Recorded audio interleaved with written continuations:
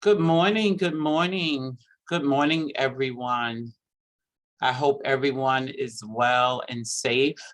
Welcome to our event, a part of Newark Tech Week, Closing the Digital Divide in Newark. Suzanne, next slide.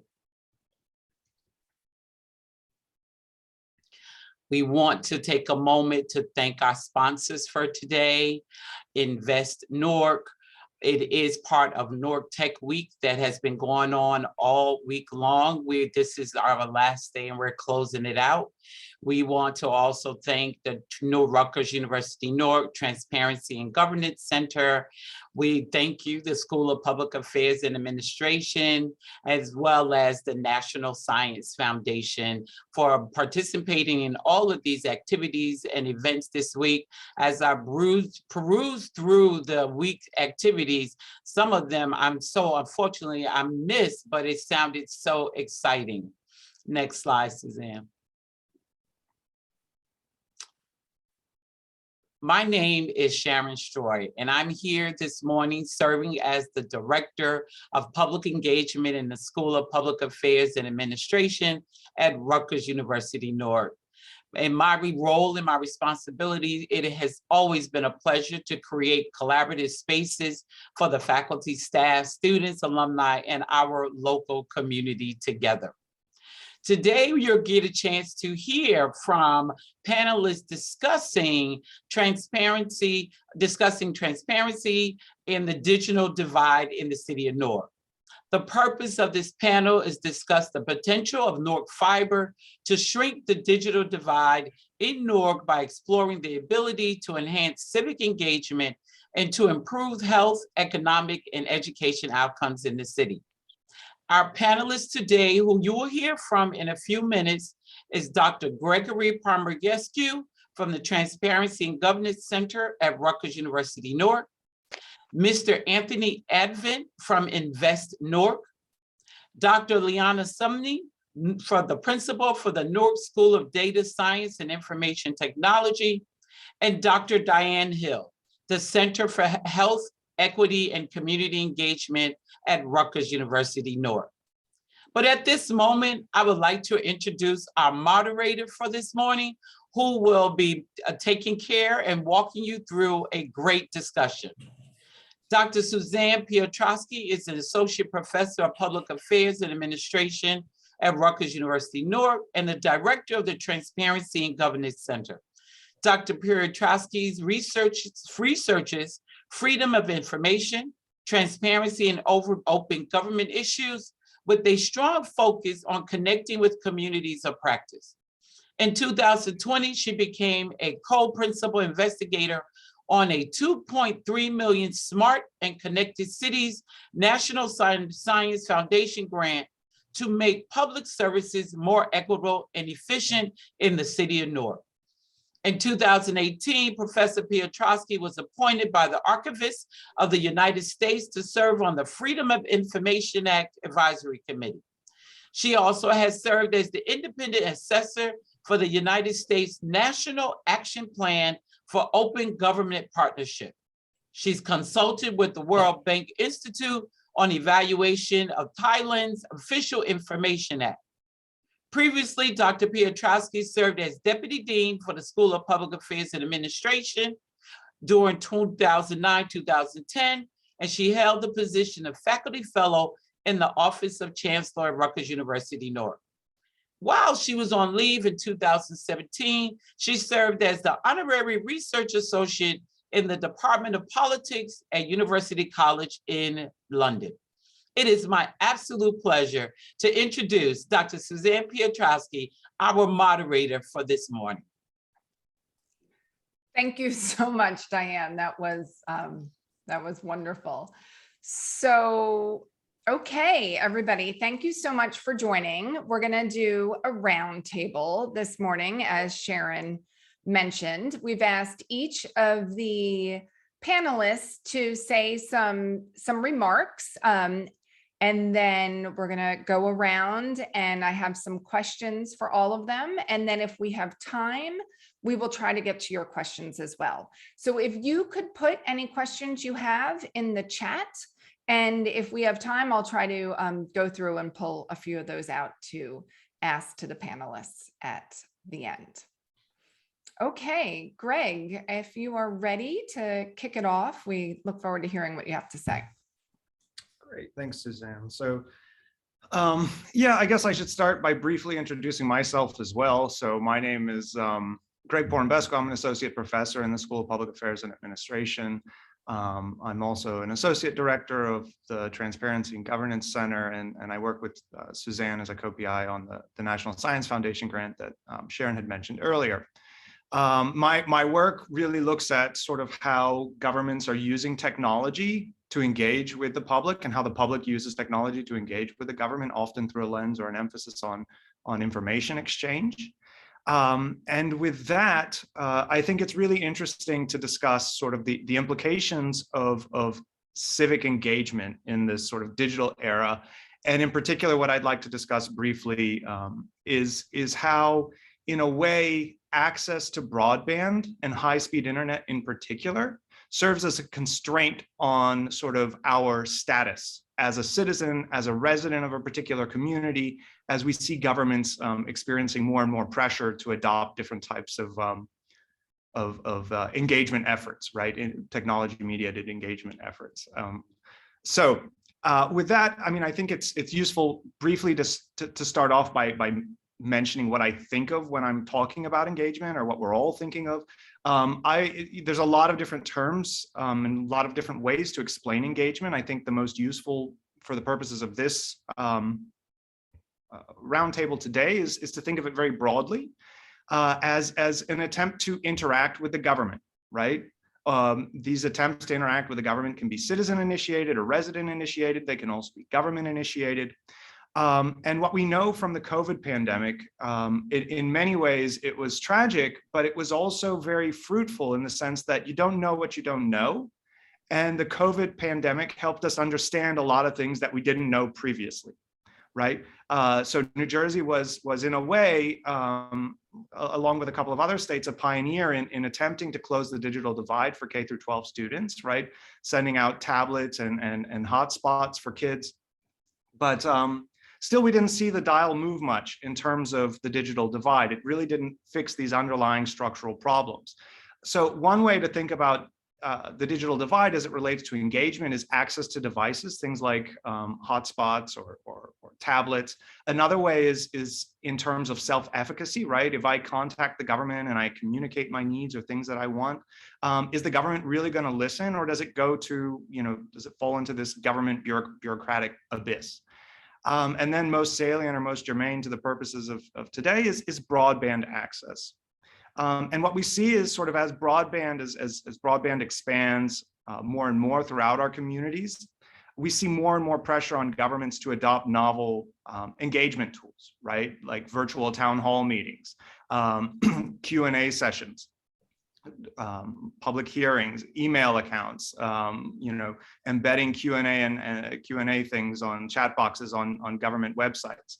And all of these are really interesting, but I think one of the more critical things that we have to acknowledge with all of this pressure that's being placed on governments to rapidly expand community engagement using technology, again, is this initial idea that there's a hard constraint in terms of the public's ability to engage with government, right? It's very much related to the strength of our broadband speed. For some folks, you might only be able to send an email. Folks with better broadband access, or individuals with better broadband access, might be able to do more. They might be able to stream and participate actively. So our ability to interact with the government and to communicate our needs is very much a function of our internet connections. And then again, to sort of circle back to the initial comments that I had made, we run the risk of our citizenship, our value as a resident of a particular context, being heavily influenced or determined by broadband. And not just broadband access, but the speed of our internet connections. So I think as we see governments engaging more and more to connect with the public, to engage the public, we have to be cognizant or very careful not to reinforce existing inequities, right? Because if if what I'm saying is true and our value as residents and citizens is very much influenced by our broadband speeds, then those who are more affluent with better internet connections are going to be able to communicate more and let government know, share their needs a bit more effectively and more comprehensively than those who are less affluent. And with that, I think this is sort of an interesting opportunity to share some of the other projects. And here, Dr. Hill, Dr. Summey, Anthony's initiatives with Newark Fiber are pretty cutting edge, in my view, in efforts to create a more equitable environment for everybody, to give folks a voice who have been sort of alienated or marginalized before, but to use technology and broadband as an empowering force rather than as a force to sort of reinforce existing social divides. And I guess I'm probably coming up on my 5 minutes, so I'll stop there. Hello. Great, thanks so much for that. Anthony, are you ready to take the floor? Yeah, I'm ready to jump in. Okay, great. All right. Hello. My name is Anthony Avent. I work in the city for the Office of Information Technology for the city of Newark. In my capacity here, I manage the fiber infrastructure and Newark Fiber Municipal ISP service. Newark Fiber is a municipal broadband internet program focused on providing a low-cost, high-speed internet service to underserved communities and to provide a foundation for innovation and smart city growth. Our goal is to expand our services throughout Newark to support residents and commercial businesses. We want to be able to utilize our fiber infrastructure to offer incentives for developers of all sorts and businesses to be a part of the city of Newark, while also employing technology services and solutions aimed to improve the lives of our residents. In establishing a smart city or connected city, we believe you must have goals and principles. For Newark Fiber, a key principle is to build a smart city that is designed for public good and with diversity, accessibility, and inclusivity. And I would leave it there. Do I? Yeah. Nope, that's great. Thank you. Diane, if you're ready. Oh, yeah. Thank you. Good morning, everyone. And thank you for having this panel. I think it is very important and very timely. I'm Diane Hill. I seem to know some of the people that are attending and many of the people that are on this panel and the fabulous work that they're doing. I serve in a couple of roles, Assistant Chancellor for University Community Partnerships, and also as a member of the School of Public Affairs and Administration, a faculty member with the Director of the Center for Health Equity and Community Engagement. And what I think is important when we talk about connecting urban cities and how critical it is, what you will hear and see throughout this panel is how things are integrated and how important it is for every area of this to connect in an integral way. So when I think about the work that we're doing, and I say we because it can't be done alone, our model is an integrated model, and I say integrated, intergenerational. It involves the students, it involves young faculty that are coming in, other faculties as mentors, but it also involves the residents, which are the key. Our work, most recent work, has been focused on, and most of our work has been from the womb to the tomb. So we're talking about from those that are having babies in wellness and what they need and how they need to access. So when you look at programs like Program for Parents and others that have been doing mobile apps, how are they working? When are they working? What resources do they have access to continue to do that kind of work in a tech world like our city should be and will be with people like Anthony at the helm? When I think about that we go all the way through to that, then our most recent work has been connecting our seniors with the digital divide. And why is that so important? It's important because when you look at the percentage of seniors and you connect it to health and wellness and health disparities, in our state of New Jersey, while there is 13%, according to some of the people that work with me who helped me with the data in the state of New Jersey, 10% when you look at the census for the city of Newark, it means that we're losing our people a little bit earlier, but because of health disparities. But it also means something different to us. It means that for us, that when we connect them, they help connect families.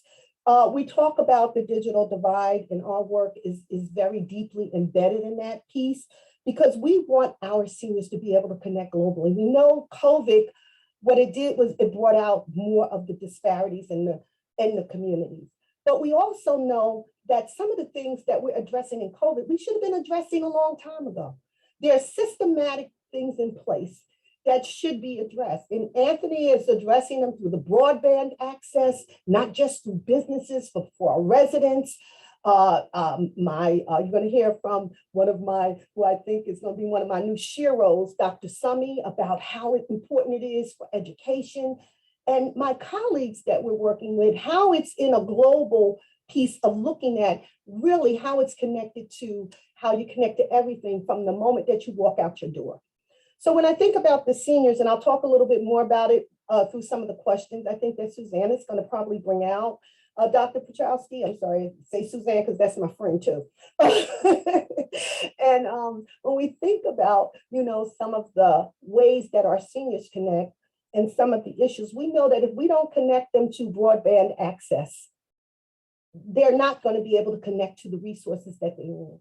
I'm looking here at everything that's being sent out from AARP to how you keep yourself well and resources for COVID. If you do not have a digital device and know how to connect, you're not going to be able to do all of that. And when we talk about it, when we'll talk a little bit more about the not only expanding it for that generation to be able to help, but also to look at it through a lens of health and equity that would help our communities to grow, to help our communities to be self-sufficient. Because again, as a university person, one of the things I know with my research, which is building these community relationships and making them sustainable and building trustworthiness, I know that we as an anchor university cannot come in like Superwoman and Superman and put our cape on and go in the community. When the money runs out, we're gone, and we leave them hanging. What we do now is we build these sustainable programs, and I'll talk about a little bit more, that leaves the community empowered, where they can work with other seniors to help them to get through this whole process of this technology piece. So I'll stop there, Suzanne, because I probably use my minutes and somebody else's. And, and then when we roll back around, because I know you want to hear from some of the other panelists. Great, thank you so much. Okay, Lyanna. Hi, good morning, everyone. Thank you for having me on this call today. So my name is Dr. Lyanna Summey. I'm the principal of the Newark School of Data Science and Information Technology. And so I wanted to just talk about this topic in three main buckets. So the first is the educational gaps that we see with our students, especially in the city of Newark. So we know that there's a lack of diversity in the technology fields, and our students are not being prepared to take on those careers in the K-12 educational system. And so our district has been very strategic in developing schools and programming that prepare students for those kinds of opportunities. And so that is the purpose of our school, is to prepare students for that. But we know that our students are coming to us not having computer science, not having these kinds of academic skill sets from elementary school. So even when they come to us in high school in the 9th grade, they're not prepared, right? So we have a lot of work to do to close those gaps because the technology workforce is predominantly white and predominantly male, right? Those are the statistics that we know. And so our work is to change that. And so that's why our tagline is that we're developing and inspiring the technology leaders and the change agents of tomorrow. So the second piece that's directly connected to that is that we're investing back in our communities by preparing our students for these careers. And so we're not only looking to make sure that our students are prepared to enter these industries, but that they're also prepared to work with communities, the communities that they're coming from, as has been said so far on this discussion, that are already disinvested in, right? And so our students are going to be able to give back by having that preparation and those skills, not just for themselves, but for their communities. And so I think it's extremely important that we not only prepare them for careers, but we prepare them to understand the inequities that they're going to be facing when they enter the workforce. And that part of the work that they have to do is really be understanding of those inequities, and that their purpose is to make change. And then the third piece, I think, is the connection between the K-12 educational system and all of the external partners, right? So the higher ed system, the private industries, and local and city and state governments. So there's an isolation that tends to happen with public education and all of these other interconnected systems. And so one of the things that, I believe in, and I think the district and the superintendent believe in, is that we want to make sure that we bridge those gaps, because we can't have impact and our students won't be able to have impact unless we make those connections. And that's part of the reason why I'm on this call today. Great. Thank you so much. So now the fun begins. I'll just start throwing out some questions, and I look forward to the responses. We can keep it, sort of loose among the panelists. But Greg, I'm going to start with you, just because you went first.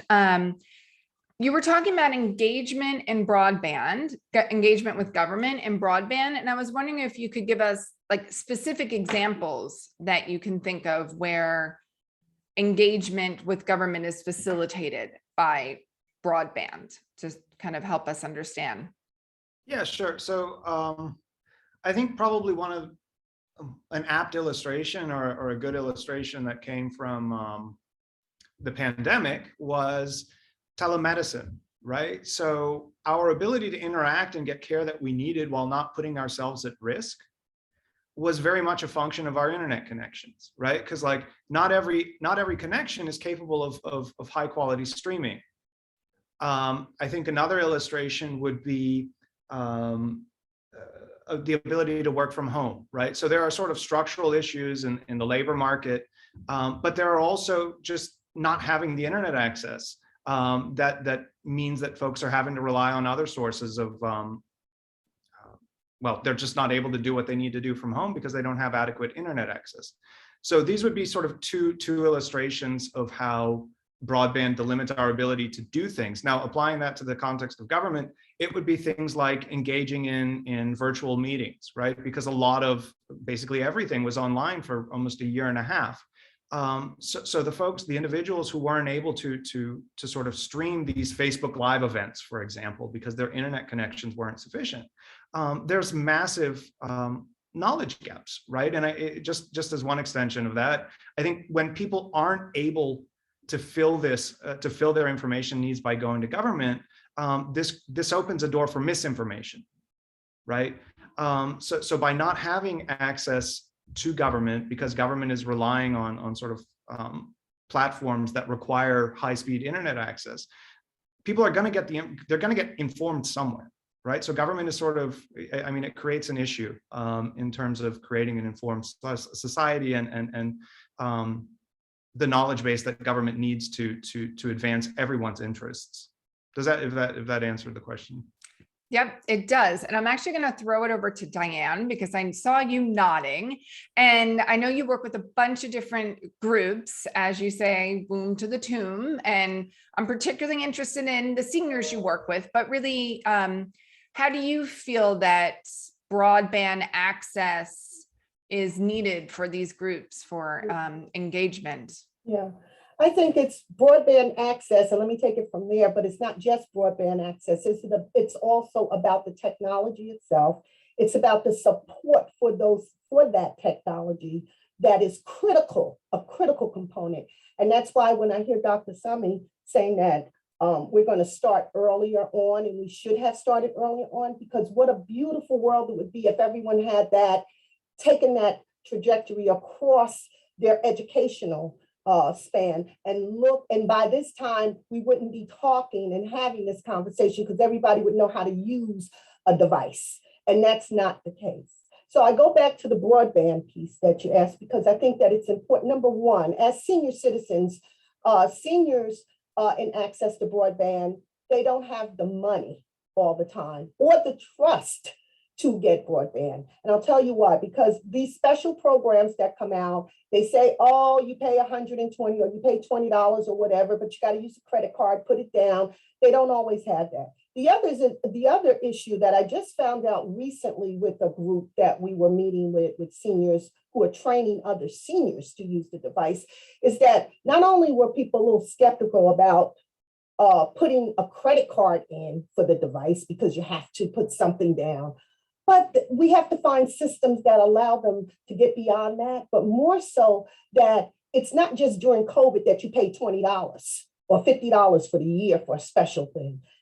We should have that built in, a system built in, so that our seniors are not paying these extra fees because those fees, most of them are on fixed income, living in fixed certain kind of housing, or even in family housing with their families, they're still on fixed income and do not have that what I call disposable income. So when you compare that to someone that's living in another community, $20, $50 a month is nothing. But it is something in our community. It's between how I feed my child or where I take them and got to pay something for a prescription or what I have to do with health benefits. When I think about broadband, I think about the simple things. We did a study with Black and Latinx community in 4 counties, and Essex County was one of those counties, in Passaic. And one of the things that we found out was that there was a lot of mistrust with what was coming off of the television because people were giving them different kinds of information about COVID and what you do. And so when you talk about hesitancy and vaccine hesitancy, if I can't get the information correct, then you really gonna make me back up a little bit more. And what we found was that people that can access what they think is even comparable information from the CDC themselves, that can go in and hear and access professors and hear them talking about engaging conversations at these virtual workshops and getting that information, that they felt more safe. They felt that that information was more reliable, but how do they get access to that? So our project, even though it is with tablets, we still have an issue about making sure that they have the Wi-Fi to access it. But I'm gonna tell you the biggest problem, because it's not gonna be broadband. Our biggest issue is going to be, how do we keep them engaged once they learn, and so that they're using the devices on a regular basis? And the last thing I'm gonna say is that when COVID hit, my grandchildren, who I was born and raised in Newark, but my grandchildren who live right on the border, right there in Linden, they had Chromebooks already since they were in elementary school. So the transition for them to do work at home and have Chromebooks was not what we experienced in Newark. The fact that if it breaks down or tears down, that they can get it fixed or repaired immediately, whether it's through their parents who have a little information about it or have a place in the school they could go to, that is not the case that we experienced in urban communities. So when we talk about inequity and disparities, we really have to look at these systems that have been created way back, that have a lot to do with how our children are learning, what they're exposed to, what things that we have put in place for to help them along that, to help Dr. Summey and others to move this piece. We have to look at the pieces that are seniors that are in homes trying to help their grandchildren or could have served as a better tutorial, tutor or mentor for them, did not know some of this information and did not have access to get it.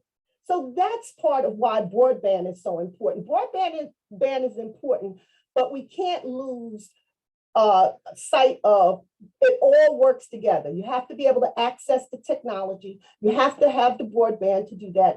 But the third thing is you have to have people that will help you when you reach out immediately. Otherwise, the children themselves are going to say, I can't do that. It's been broke for 2 weeks.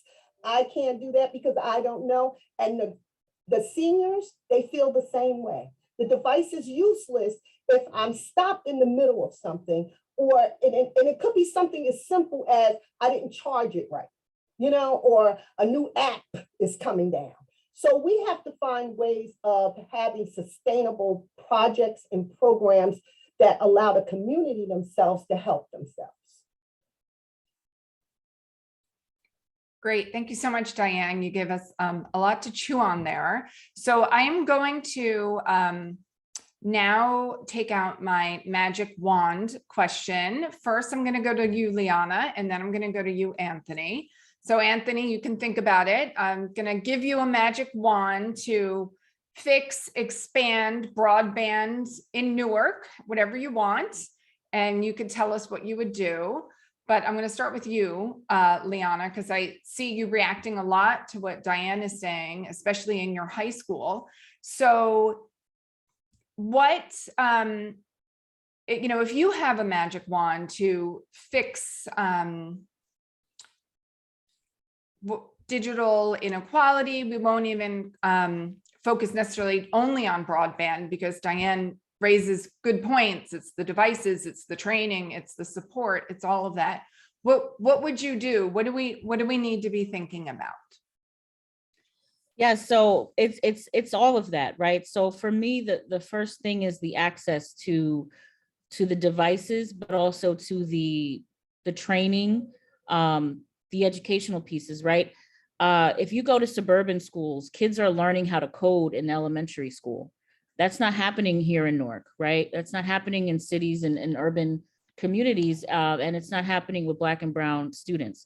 So I think that's where we need to start. We need to be looking at what are we offering young people from pre-K that connects them to the digital world, because that's the world that they're entering. And my son is in the first grade. By the time he's in high school, the technology that my current ninth graders are working with is going to be obsolete. You know what I mean? And so we have to be completely prepared for that. So if I had a magic wand, I would, try to figure out how do we eliminate those inequities across communities so that our kids can be prepared, and that we're constantly preparing them so that, young people who are in pre-K, first grade, or in the womb right now, when they get into school and they get into high school, they are going to be prepared for these technologies and these careers that don't exist, and for the challenges that haven't really been raised yet. So we know that there are so many global and societal challenges that we're already facing, but there are some that haven't emerged, and our young people are the ones who are going to have to solve them, right, or be prepared to fix them. And so we're not doing an adequate job of preparing them at the educational level. And then there's the piece of just the accessibility when it comes to, like you said, broadband or devices, right? If we don't get these things into people's hands, we can't expect for them to compete or to be caught up with the world as it continues to move. So those are the two main things that I think, especially at the educational level, that I would try to wave my wand at. Great. Thank you so much. Anthony, I know your domain is really broadband. We've talked about devices and support, so you don't necessarily have to speak to all of that, but you're welcome to. But if you had a wand, I'm handing you the wand, and you can do what it is you can. What would you do to expand broadband or anything else to use Newark Fiber to reduce the digital divide in Newark? I would start with, if I could change one thing, I would change having more technically inclined people working and serving in government. I think by having more technical people, you're going to get more technical solutions and services for your residents and for the community. And in a lot of aspects, most cities, most towns don't have that, so I think, just having more people that know about technology, working in government could help solve a lot of these problems. I think if we could also find ways to get high-end devices for lower cost to the community, I think that would be great, because I know like during COVID, a lot of communities and a lot of resident students were sent low-end devices like Google Chromebooks, and those devices limit what you can do. So I think working on those two things could help a lot. And as Great. far as broadband, I would Yeah, say, keep going.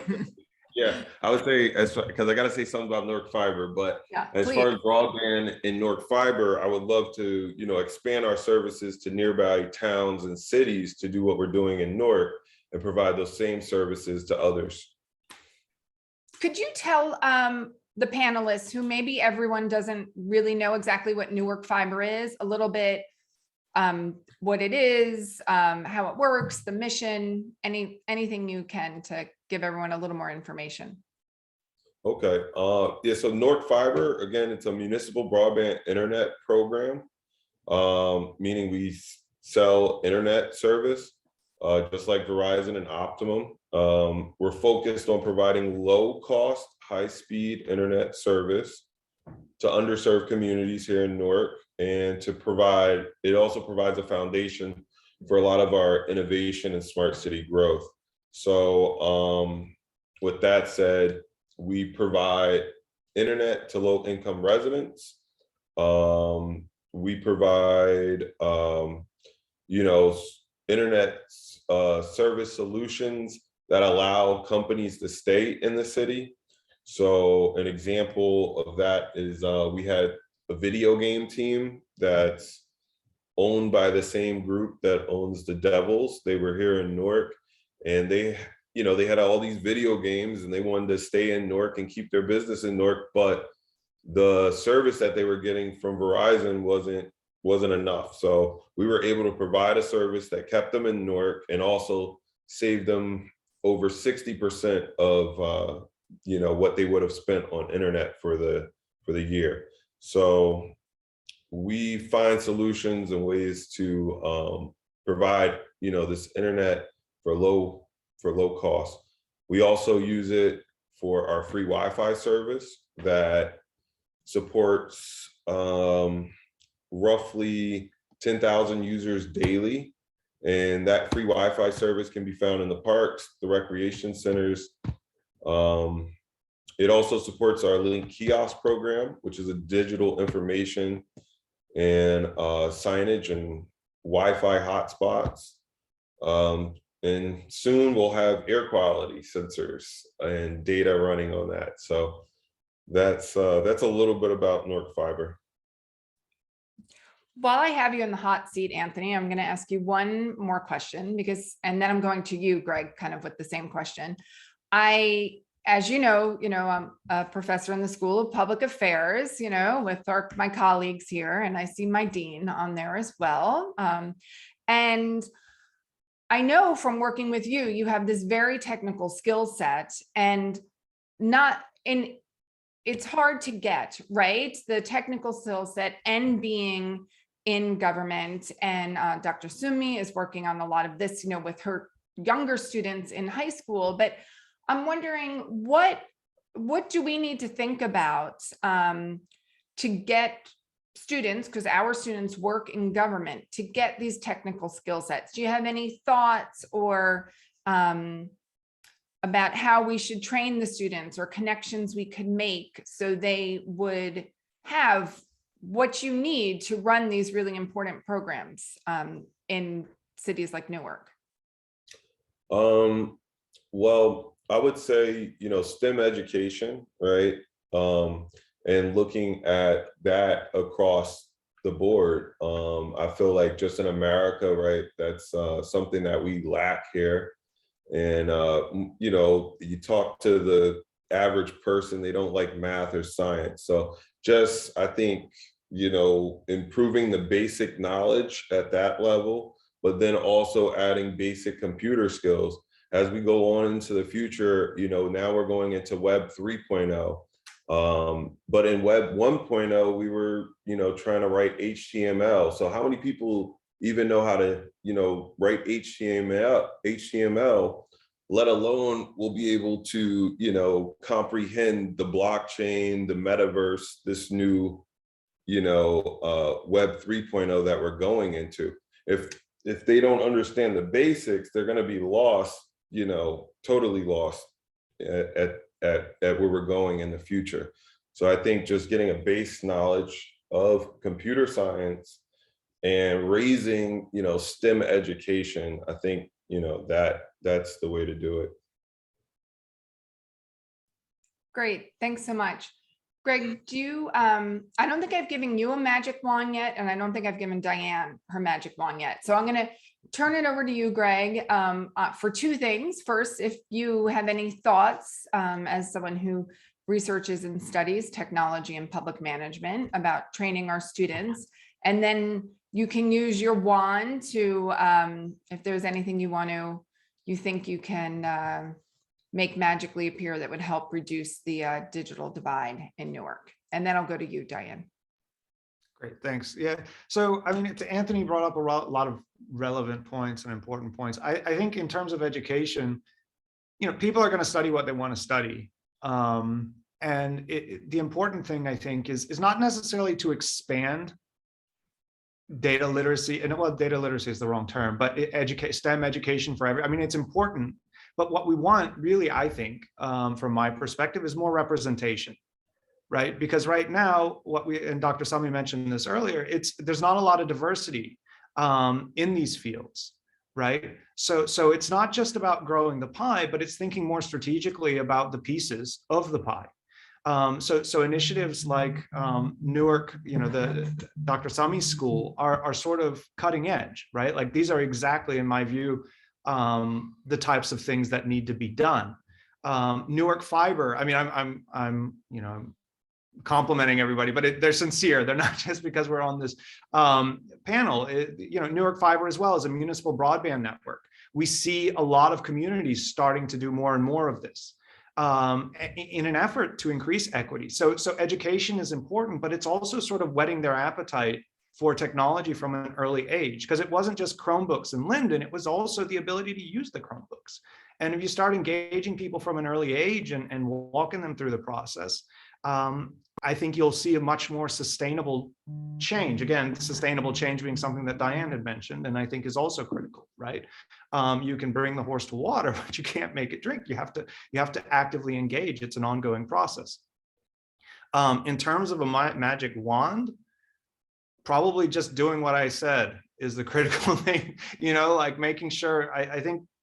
I really think very highly of these initiatives in diverse communities to improve education is essential, right? Because it's, the lack of diversity manifests itself in a variety of ways. It manifests itself in the technologies we use, right? Like we've heard the stories about the airport sensors picking up on people of color much more and flagging people of color much more because the algorithms that were designed to flag people were biased and basically designed by white men. And we hear about Twitter having a lot of equity issues as well because the promotion algorithms and algorithms that they use to send information in people's feeds are biased, right? So I think when we're talking about this, we really need better education so that we can start creating sustainable diversity in these important positions. Not everybody needs to be a computer programmer, but we need more diversity in that.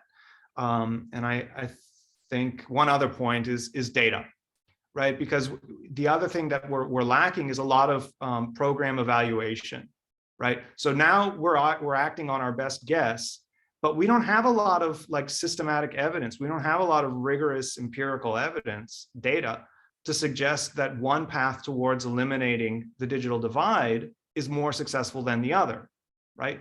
So if we really want to be confident in the solutions that we're proposing, we need data and we need, pretty rigorous evaluations of these interventions in order to decide which path is most effective, because it's a huge problem.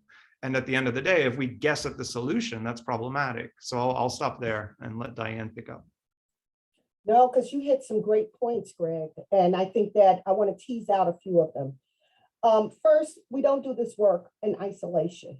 That's critical. That there are partnerships that are almost mandatory that you have and people at the table. One of our most recent studies, we brought 20 community partners with researchers that was a transdisciplinary model. And why that was important, because we came to the table respecting each other for the gifts that they bring, the knowledge that they bring, and understanding that people in the community are experts in their own rights because they deal with this every single day. So part of creating the right type of partnerships is important to get to that point of research, because we talk about community engaged research, but when we say that research to the community, it could be a turnoff unless they understand what and are involved, not at the end part, but at the beginning part of what we're doing and how we're doing it and why, because it makes it more meaningful for them. The other is that when I think about collecting and data solutions, and you know how, and my colleague just said how important that is, then we involve our students from those communities. And that's where we have our educators that are educating and not only preparing them so that no matter what major you're in, I don't care what major you're in, you should be able to have integrated technology in some way.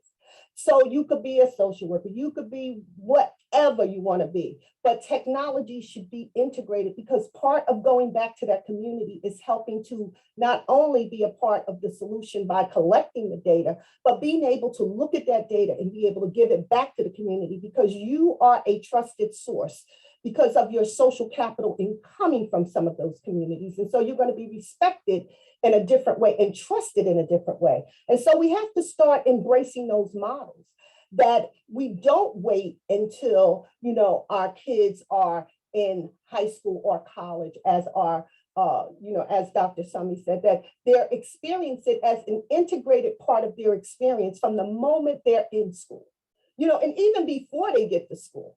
Because if you look at in some of the other communities, you will see easily that a child 2 and 3 years old will have an iPad already. That is not what we get, because we may not be able to afford it in the city of Newark. So I think that we have to look at how we start creating a different culture, that it is more integrated. It's not just an aside. So we have careers.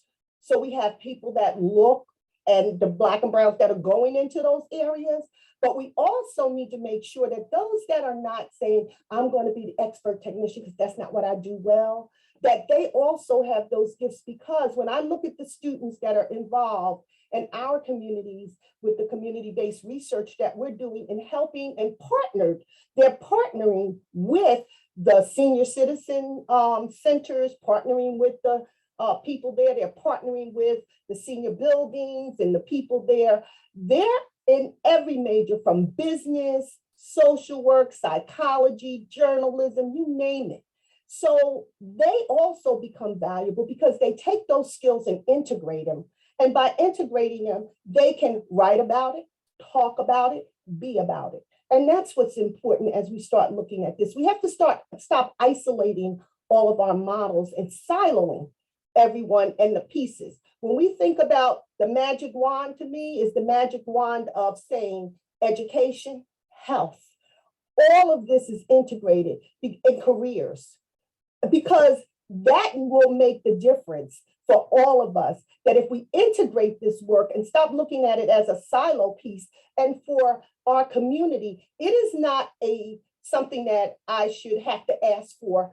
To me, it should be a given that our communities are ready to engage in technology from the womb to the tomb. So for me, it is health, addressing health equity. It is access to, if I could wave that wand, it's telehealth, it's resources, it's workshops, that health and wellness, it's exercise classes online that are free, it's concerts that are free, it's book clubs that are free. Reduce that isolation and allow me to be an educated consumer and have access to all of this information that is out there. That's what this has to be about for all of us. Thank you so much, Diane. Lyanna, I saw you have a hard stop. So why don't we do this? We'll have any final comments or reactions to what Diane or Anthony or Greg said. I know we've been going around, and then if we have time, we'll open it up to the group. So Lyanna, do you have anything, any sort of final reactions or comments you want to leave us with? I just want to say to Diane's point, the connection is what's so important here, right? So, you know, she mentioned the partnerships, that we don't do this work in isolation. And I think that's what's going to be key to our success and to the ability to bridge some of these gaps that we're seeing and the inequities that we're seeing in communities. Everybody has to come to the table, whether we're public, private, educational, utilities, whatever it may be. We have to all, you know, have that roundtable, because this is a community situation, and all of us are somehow responsible for some piece of it. And I think for a long time, everybody has kind of worked in silos, depending on what our sector is. And so I'm excited to see that there's a conversation happening that's pulling all of these different partners and organizational capacities together. Great, thank you so much. We're so glad you were here, and we're really looking forward to continuing the conversation and helping in any small way we can. Thank you so much. Yeah, thank you. Anthony, did you have any final thoughts or closing comments? No, just happy to be here, and thank you all for coming. Great, thank you so much for the work you do. Greg? No, I look forward to hearing what the panelists have to say. Thanks, everyone. Great. Diane, anything else before we open it up for the last 2 minutes or so? No, I just want to thank all the panelists, because if you hear, you will start hearing that there is this opportunity and that there is some work being done to start putting this together, to start creating this common thread, and that people are thinking a little bit different about it. It's sad that it was COVID that brought a lot of it to light and put a lot of the funds. But I know that I attended a meeting with the governor's wealth disparity task force, and I know for a fact that one of the big pieces from education to health is going to be that whole digital piece. It's not just about the broadband. It's not just about having a device and what that device is. It is about also learning to use that device and using it as a tool on a regular basis. And again, I go back to Dr. Summey's big job and starting in Newark, New Jersey, to train and get our people ready to be out there in careers, but more so having a role that she had prior to this in integrating it into the entire curriculum for our kids in the city. That's critical.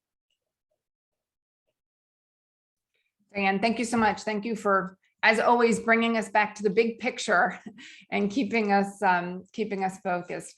Lyanna, if you need to drop off, we completely understand.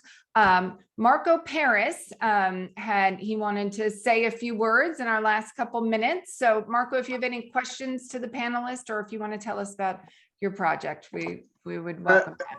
Thank you, Suzanne. Thank you, Suzanne, and thank you, panelists, and everyone who's attending this conversation. I think it's an important topic, and I've heard a lot of different areas and subjects that kind of need to be addressed as part of the collective solution, right? And a collective partnership. So totally agree 100% with what has been said. It can't be done in isolation or in silos. And we've got to work with what we've got. So, you know, the Newark Fiber Initiative is something that I want to touch on because I've been a user of it, a graduate of Rutgers, so the programs are working. Thank you for everything that you do.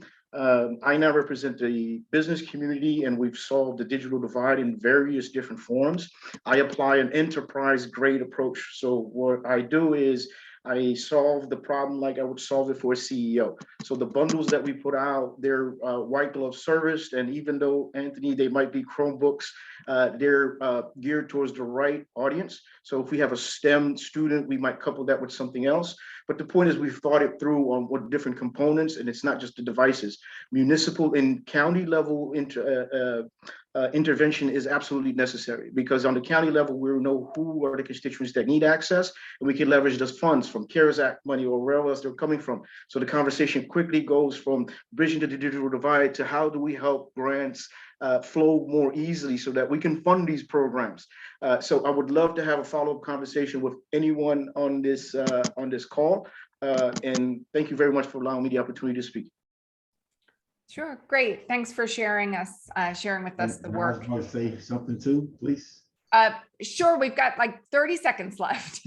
Oh, okay, all right. I just want to say I am from Orange, New Jersey, born and raised. I attended Essex County College, and right, so I clearly understand pretty much the issues at hand. As mentioned by Marco, we are actively bridging the divide in Union County and Hudson County, and we would love to work with all of you. Thank you. Great, thank you. And I see Sandra also put something in the chat for us to look at. Charles, I see you just put your camera on. This is our Dean of the School of Public Affairs, Dean Menefield. Did you want to say anything? Final words? No, I've been enjoying the comments and been following some of Greg's work in this area for a while. So I've learned a lot more than I thought I knew about this subject matter. So it's been fantastic. Great. Thanks so much for jumping on. I know we were out of time, but we are so glad all of you could join us. And thank you so much for Newark Tech Week for sponsoring us, and Anthony making the connection there. As always, we rely on you for everything. So we look forward to the conversation and maybe seeing everyone in person at some point in the future. So thanks so much. Thank you. Have a great weekend. Thank you, Bye-bye. everyone. Thank you. Thank you, Suzanne. Of course.